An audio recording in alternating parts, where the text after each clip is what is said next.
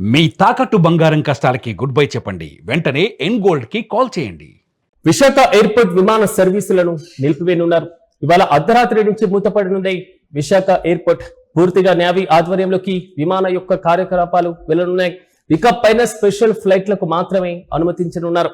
సోమవారం నుంచి భోగాపురం విమానాశ్రయం నుంచే ఈ సర్వీసులు ప్రారంభం కాబోతున్నాయి. తొలి రోజే రానున్నాయి దాదాపు 31 విమానాలు. ఇక ఆగస్టు 1న భోగాపురం ఎయిర్పోర్ట్ ను ప్రధానమంత్రి నరేంద్ర మోదీ ప్రారంభించారు. విశాఖకు సొంతమైనటువంటి VTZ కోడ్ భోగాపురం ఎయిర్పోర్ట్ కూడా బదిలైంది. దాదాపు 5 దశాబ్దాల చరిత్ర కలిగినటువంటి విశాఖ విమానాశ్రయం తాజాగా తన యొక్క పూర్తి కార్యకలాపాలన్నీ కూడా నేవీ ఆధ్వర్యంలోనే జరగబోతున్నాయి. భోగాపురం అంతర్జాతీయ విమానాశ్రయాన్ని ఇటీవలే ప్రధానమంత్రి నరేంద్ర మోదీ ఆంధ్రప్రదేశ్ పర్యటనకి రావడం, సో అక్కడ ప్రారంభించడం, జాతికి అంకితం చేసినటువంటి వైనాన్ని కూడా మనం చూసాం. చాలా కీలకమైనటువంటి ఎయిర్పోర్ట్ విశాఖ ఎయిర్పోర్ట్. దశాబ్దాలుగా ప్రజలకు మరి ముఖ్యంగా భారత ప్రభుత్వానికి సేవలు అందించినటువంటి విశాఖపట్నం అంతర్జాతీయ విమానాశ్రయాన్ని భోగాపురంకి తరలించడం, ఈ విశాఖ ఎయిర్పోర్ట్ ను భారత నేవీకి అప్పగించేటువంటి ప్రక్రియ కూడా పూర్తయింది. అయితే చిట్ట చివరి విమానం మాత్రం కొంతవరకు ఉద్వేగభరితమైనటువంటి వాతావరణంలోనే సాగబోతున్నటువంటి వైనాన్ని మనం చూస్తున్నాం.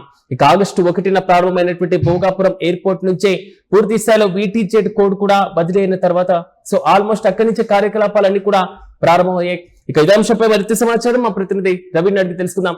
రవి, చెప్పిన విశాఖ ఎయిర్పోర్ట్ ను క్లోజ్ చేయడం, భారత ప్రభుత్వానికి దానికి అప్పగించడం, సో మరోవైపు భోగాపురం ఎయిర్పోర్ట్ నుంచే ఇకపైన విశాఖ ఎయిర్పోర్ట్ యొక్క కార్యకలాపాలన్నీ కూడా బదిలీ ఇవ్వడం. సో ప్రెజెంట్ అక్కడ సిచ్యువేషన్ ఏంటి, పూర్తి అప్డేట్స్ ఏంటి? సిరాజ్ 80 ఏళ్ల చరిత్ర కలిగినటువంటి విశాఖపట్నం విమానాశ్రయంలోనూ ఈ రోజు అర్ధరాత్రి నుంచి విమాన సర్వీసులు అనేవి నిలిచిపోతున్నాయి. 1947-51 మధ్యలోని ప్రారంభమైనటువంటి ఈ విమానాశ్రయం తొలుతగా భారత విమానయాన శాఖకు ఎంతో సర్వీసులు అందించింది. విమానాలన్నీ కూడా అక్కడ డంప్ చేయడానికి కానీ అక్కడ స్టోర్ చేయడానికి కానీ దానికి ఫస్ట్ వాడారు. రెండో ప్రపంచ యుద్ధం టైంలోనే ప్రారంభమైనటువంటి విమానాశ్రయం తనంతర కాలంలోనే విత్ ఇన్ ఇండియాలోని కొన్ని సర్వీసులను స్టార్ట్ చేసింది. ఆ తర్వాత 2010 నుంచి దీన్ని అంతర్జాతీయ విమానాశ్రయంగా మార్చారు. 2010 నుంచి అంతర్జాతీయ విమానాశ్రయంగా కొనసాగుతున్నటువంటి విమానాశ్రయం ఇప్పుడు తాజాగా భోగాపురం అంతర్జాతీయ విమానాశ్రయం అనేది రావడంతో దీన్ని ఈరోజు అర్ధరాత్రి 12 గంటల నుంచి మూసివేసి డిఫెన్స్ వారికి అప్పచెప్పడం జరుగుతుంది.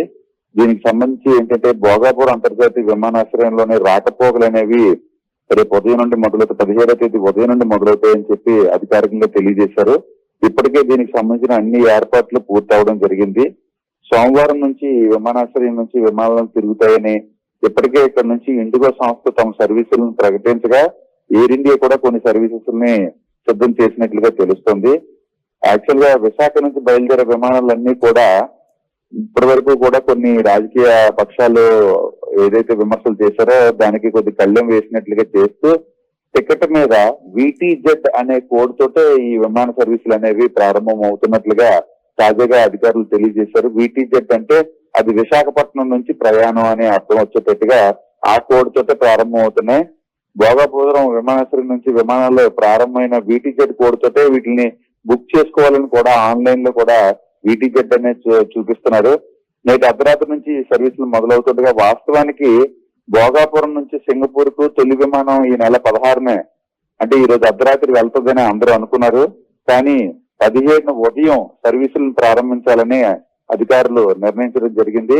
ఇప్పటికే భోగాపురం నుంచి హైదరాబాద్ కు, బెంగళూరుకు, తిరుపతి, చెన్నై, కోల్కతా, ఢిల్లీ, ముంబై నగరాలకి ఇండిగో సంస్థ తొలి రోజు నాడే 31 సర్వీసులు నడపడానికి ప్రణాళిక అనేది రూపొందించడం జరిగింది. భోగాపురం నుంచి తొలి విమానం ఢిల్లీ గాని బెంగళూరు గాని బయలుదేరే అవకాశం ఉన్నట్లుగా అధికారులు తాజాగా తెలియజేశారు. ఏదేమైనప్పటికీ 80 ఏళ్ల చరిత్ర కలిగినటువంటి ఈ విమానాశ్రయం సర్వీసులు అనేవి రవి, కొంతమంది అంటే విశాఖ ఎయిర్పోర్ట్ లో పనిచేసినటువంటి సిబ్బంది మళ్ళీ భోగాపురం వరకు వెళ్ళడం, సో వాళ్ళ యొక్క ట్రావెలింగ్ ఛార్జెస్, ఆర్థిక పరమైనటువంటి భారాలు, కష్టాలు ఎదుర్కొంటామనేటువంటి ఒక రకమైన ఆవేదన కూడా వ్యక్తం చేసినటువంటి సందర్భాన్ని కూడా మనం చూసాం. సో తాజాగా ఎయిర్పోర్ట్ తరలింపు ప్రక్రియ కూడా పూర్తవుతుండడంతో వారేమంటున్నారు? సో అక్కడ మొత్తం సానుకూల వాతావరణ పరిస్థితుల్లోనే ఉన్నారా? వాస్తవానికి ఈ విషయంపై యూటీవీలో ఇప్పటికే పలు కథనాలు అనేవి రావడం జరిగింది.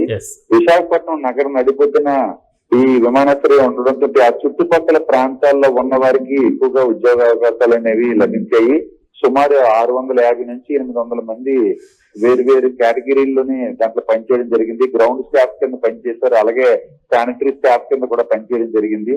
కాగా ఇప్పుడు భోగాపురం ఎయిర్పోర్ట్ వెళ్ళిపోవడం తోటి వాళ్ళకి ఉద్యోగం అయితే ఇస్తామని చెప్పారు అధికారులు. కాకపోతే వాళ్ళకి ఇచ్చే జీతాలు కానీ వాళ్ళకి అయ్యే ఇక్కడ నుంచి అప్ అండ్ డౌన్ ట్రాన్స్పోర్ట్ కి సంబంధించి కంపేర్ చేస్తే వాళ్ళకి ఏ విధంగా కూడా జీతం మిగిలే పరిస్థితి లేదు. అలాగని ప్రైవేటు విమానయాన సంస్థలు అత్యధికమైనటువంటి జీతాలు ఇచ్చే పరిస్థితి కూడా లేదు. అందువల్ల వీళ్ళే స్వచ్ఛందంగా ఇక్కడ నుండి అక్కడికి వెళ్ళలేము, వెళ్ళినా సరే మా ప్రయాణ ఖర్చులకి ఆ జీతం సరిపోతే తప్పితే మాకు వర్కౌట్ కాదు అనే ఉద్దేశంతో వాళ్ళు ఆలోచించారు. ఇప్పటికే వాళ్ళు పలు వినతులు కూడా చేయడం జరిగింది ఎయిర్పోర్ట్ అథారిటీ వాళ్ళకి, విశాఖపట్నం ఎయిర్పోర్ట్ అథారిటీకి. దాని పరిశీలనలో ఉంచుతామన్నారు. మధురవాడ నుంచి ఆనందపురం, తగరపల్స ఆ ప్రాంతాల్లో నివాసం ఉండే వ్యక్తులు ఎవరైనా ఉంటే వాళ్ళు ఇమ్మీడియట్ గా భోగాపురంలో జాయిన్ అవడానికి కూడా వాళ్ళకి అవకాశం కల్పిస్తామని కూడా అధికార యంత్రాంగం తెలియజేయడం జరిగింది. సో రవి, ఇలాంటి సందర్భంలో అంటే దశాబ్దాలుగా సేవలు అందించినటువంటి విశాఖ ఎయిర్పోర్ట్ ను క్లోజ్ చేయబోతున్నారు. సాధారణ ప్రయాణికులకి ఇకపైన అది అందుబాటులో ఉండదు అనేటువంటి వార్త. సో ఒక రకమైనటువంటి భావోద్వేగం, ఆ ప్రాంత ప్రజల యొక్క అభిప్రాయం ఎలా ఉంది? వాస్తవానికి ఇది నిజంగా చాలా బాధాకరంగా కొంతమంది ఫీల్ అయ్యారు. ముఖ్యంగా విషయం ఏంటంటే తూర్పు గోదావరి, పశ్చిమ గోదావరి జిల్లాలకు చెందిన రాజమండ్రి, భీమవరం ఇలాంటి ప్రాంతాలు ఏవైతే ఉన్నాయో అలాంటి ప్రాంత కాకినాడ నుంచి వెళ్లేవాళ్ళు, వేరు రాష్ట్రాలకు వెళ్లేవారు, వేరు దేశాలకు వెళ్లేవారు. విశాఖపట్నం విమానాశ్రయం నగరం నడుపుతూ ఉండడంతో ఇక్కడికి ఈజీగా వచ్చి ఇక్కడ నుంచి వాళ్ళు ఫ్లై అయ్యేవాళ్ళు. కానీ ఇప్పుడు అది భోగాపురంకి వెళ్ళేసరికి ఈస్ట్ వెస్ట్ గోదావరి వాళ్ళు, అలాగే అనకాపల్లి, అల్లూరు జిల్లా ఏదైతే ఉన్నాయో వాళ్ళు కూడా భోగాపురం వెళ్ళడం అనేది మాత్రం ఒక బిగ్గెస్ట్ టాస్క్ గానే తీసుకుంటున్నారు.